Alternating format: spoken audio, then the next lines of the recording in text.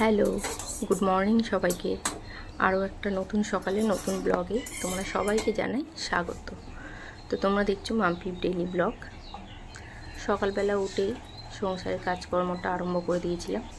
তো দেখো এখানে চা করে নিয়েছি, আর তারপরে মেয়ে স্কুলে যাবে তাই টিফিনটা বানিয়ে দিলাম পাস্তা, আর ও খেয়ে যাবে দুধ আর কর্নফ্লেক্স। তো তারপরে যেটুকু টিফিন বাঁচে ওইটুকু আমি টিফিন করে নিয়েছিলাম ওটা দিয়ে। আর তারপরে বাজার নিয়ে চলে এসেছিলো। বাজারে দেখো ওই দিন এনেছিল তোমার এই যে মাছটা দেখছো, এটা আমাদের পুকুরেরই জ্যান্ত মাছ। আর এখানে ছিল ট্যাংরা মাছ, আর এখানে নিয়ে এসেছিল শাক, আর তোমার মেয়ের জন্য ছিল ফল। তো এই চলছে আর কি এইভাবেই। তো তারপরে দেখো শাকটা ভালো করে কেটে নিলাম, আর আগে বেছে নিয়েছিলাম তারপরে কেটে নিয়েছি। ওই দিন শরীরটা ভীষণ খারাপ লাগছিল, তবুও যাই হোক কাজ তো করতেই হবে। আর আমার তো আর তেমন কেউ নেই যে আমার কাজ করে দেবে, সব কাজই নিজেকেই করতে হয়। তো আবার রান্নাটাও বসে দিয়েছিলাম, আর রান্নার ফাঁকে দেখলাম লঙ্কাটাও শেষ।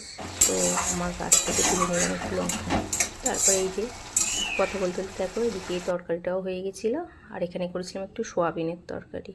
তো ওর বাবা খুব একটা পছন্দ করে না সোয়াবিনটা আমি খাই, আর একটু মেয়ে একটু খায়। নাহলে আমাদের খুব একটা সোয়াবিনটা হয় না, যেহেতু বাবা একদমই পছন্দ করে না। তো এইভাবেই চলছে। আর যত কষ্টই হোক না কেন সংসার তো করতেই হবে আর কি। মা না থাকলে যা হয় না।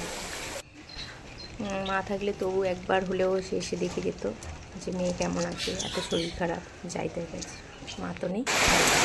যাই হোক কথা বলতে বলতে দেখো এটা বিকেলে হঠাৎ করে দেখলাম আকাশটা করে মেঘ করে এসছে। তারপরে ছটফট দিয়ে ধুয়ে নিলাম, আর তার মধ্যে দেখো বৃষ্টিটাও শুরু হয়ে গেল।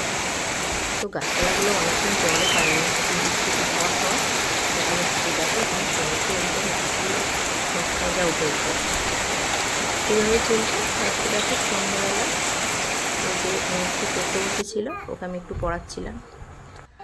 তো এইভাবেই সারাদিনটা কাটালাম। তো কেমন লাগলো ব্লগটা জানিও, আর যদি ভালো লাগে চ্যানেলটাকে সাবস্ক্রাইব করে আমার পাশে থেকো, লাইক করো, কমেন্ট করো। টাটা সবাইকে।